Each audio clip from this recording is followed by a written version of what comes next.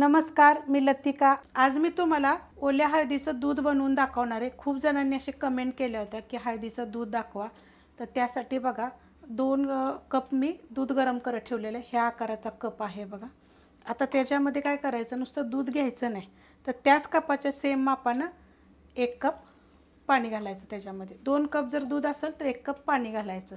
त्यामध्ये आपल्याला फ्रेश हळद टाकायची। तर अशा पद्धतीची आहे बघा। तिला स्वच्छ धुवून तिची साल काढून घेतलेली आहे आणि ह्याला काय करायचं, बारीक खिसणीने अशा पद्धतीचे जे आपण आलं खिसतो ना, त्या खिसणीने खिसायचं आहे। पण त्याच्या अगोदर काय करायचं माहिती आहे का, हे दूध चांगलं उकळून घ्यायचं, म्हणजे गरम होऊन देऊया आपण चांगलं।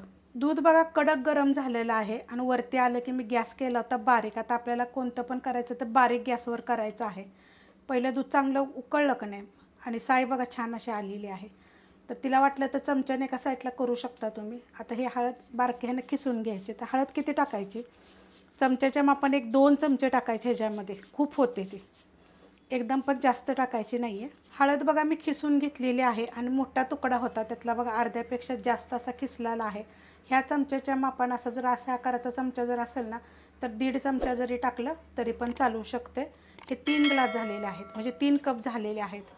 आता ह्याला एकदा हलवून घ्यायचं, चांगलं असं मिक्स करून घ्यायचं, कारण साई आलेली असते ना तर ती वरतीच राहील आपलं जे खिसून घेतलेली हळद आहे ती। आणि एकदम बारीक गॅसवर आपल्याला ह्याला चांगलं उकळून घ्यायचे।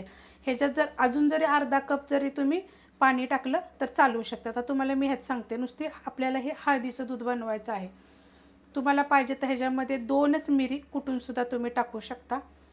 थोडीशी आपल्या आल्याचा तुकडा एकदम थोडासा तो पण खिसून टाकू शकता ह्याच्यामध्ये। जर तुम्हाला गोड पाहिजे असेल तर थोडीशी साखर टाकली तरी चालेल, नाहीतर थोडासा गूळ टाकला तरी पण चालेल। पण माझ्या कशा म्हणण्यानं आपल्याला हळदीचं दूध प्यायचं आहे ना, तर हे अशाच पद्धतीनं केलं तर चांगलं होईल। तर तुम्हाला मी ह्याच्यामध्ये 2 रेसिपी बनवून दाखवणार आहे की आपल्याला थंडीच्या दिवसामध्ये काय काय पिलं पाहिजे। तर हे बघा मस्त असं आपलं हे दूध का नाही एकदम 5 ते 7 मिनिट उकळून घ्यायचं। जसं की आपण अर्धा जे कप वतलं होतं ना, 1 कप पाणी, ते अर्धं झालं पाहिजे, म्हणजे आपल्याला हे 2.5 कप झालं पाहिजे दूध। तर त्या पद्धतीनं भांड्यामध्ये बघा मी पाणी गरम करत ठेवलेलं आहे आणि ह्या कपाच्या मापानं 1.5 कप मी पाणी घेतलेलं आहे। तर आपण ह्याच्यामध्ये साहित्य टाकून घेऊया। तर ह्याच्यामध्ये तुळशीची पानं बघा मी स्वच्छ धुवून आणलेली आहेत, त्याचे असे छोटे तुकडे करायचे आणि ह्याच्यामध्ये टाकून घ्यायचे। अख्खं जरी टाकलं तरी चालेल, पण छोटे तुकडे करून टाकलं का नाही की ते सगळीकडे आपलं चांगलं त्याचा अर्क मुरला जाईल।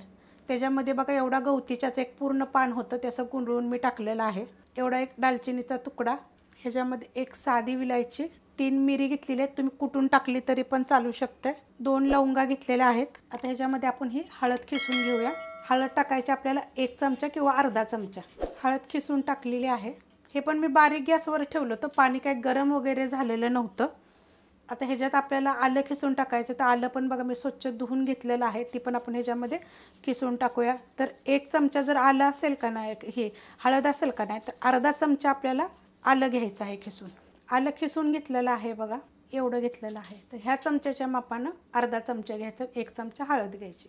आणि ह्याच्यात बघा आता तुम्ही काय काय टाकू शकता ते पण तुम्हाला सांगते। तुमच्याकडं जर पुदिना असला तर 2-4 पानं पुदिन्याचे पण टाकू शकता। तुमच्याकडं मुलेठी असेल का नाही, तर एवढी एखादी काडी पण तुम्ही ह्याच्यामध्ये टाकू शकता। पावडर असेल तर थोडीशी अर्धा चमच्याला थोडीशी कमी अशी पावडर पण टाकू शकता। आणि जर काहीच नसेल तर एवढं जरी साहित्य असेल का नाही, तर बारीक गॅसवर चांगलं उकळून घ्यायचं। तुम्ही पाणी गरम झाल्यानंतर पण हे साहित्य टाकलं तरी चालते, पण उकळून घ्यायचं। आता हळदीचं दूध काढा कधी प्यायचा असतो, आपण जेवण झाल्यानंतर एकदम अर्ध्या तासानं किंवा 1 तासानं आपण जेव्हा झोपतो ना, तर बिछाण्यावर जेव्हा बसतो झोपायसाठी, त्या टायमाला कोमट असावं आणि कोमटच प्यायचं, एकदम थंड वगैरे प्यायचं नाही। आता हे थंडीचे दिवस आहेत, तर तुम्ही रोज पिलं तरी चालते, 1 दिवस आड करून जरी पिलं तरी चालते। हळदीचं दूध कधी प्यायचं, तर आठवड्यातून 2 वेळा 3 वेळा जरी पिलं तरी चालते। आणि गरमीच्या दिवसात जर प्यायचं म्हणलं ना हळदीचं दूध म्हणा, तर हप्त्यातून 2च वेळा किंवा 1 वेळा जरी पिलं तर चालते। पण आधीमध्ये दुपारचं वगैरे असं नाही, फक्त झोपायच्या टायमावरच प्यायचं, कारण की त्यामुळे काय होतं, झोप शांत राहते, आपल्या शरीरासाठी एकदम चांगली गोष्ट आहे। तुम्ही कसे जरा वेगळ्या पद्धतीने काय करत असाल तर मला जरूर कमेंट करून सांगा। तर आता हे आपण उकळून घ्यायचं, उकळून म्हणजे थोडंसं आटलं पाहिजे एवढं उकळायचं आहे। तर आपलं दूध तर तिकडे उकळते, तर हे पण आपण चांगलं उकळून घेऊया।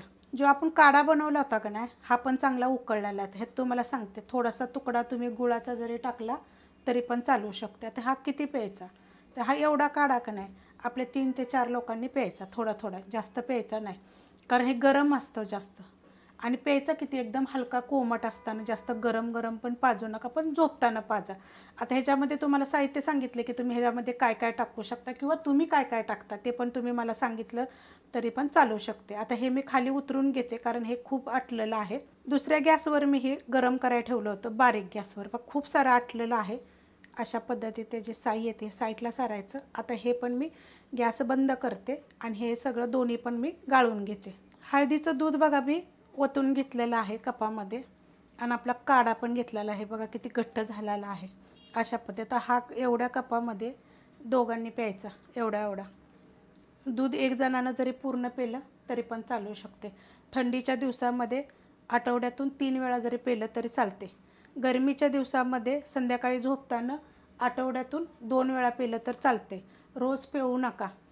आणि हा काढा तुम्ही आता थंडीच्या दिवसामध्ये रोज जरी पेला तरी चालेल किंवा एक दिवसाआड जरी पेला तरी चालेल, पण हा दोघांनी प्यायचा. जसं हा कप मोठा आहे, हा कप छोटा आहे, तर एवढा झोपताना एकदम हलका कोमट झालेला प्यायचा, एकदम थंड पण प्यायचा नाही आहे.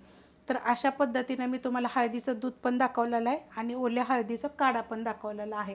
तुम्ही काय ह्याच्यामध्ये बदल करता का ते जरा मला कमेंट करून सांगा.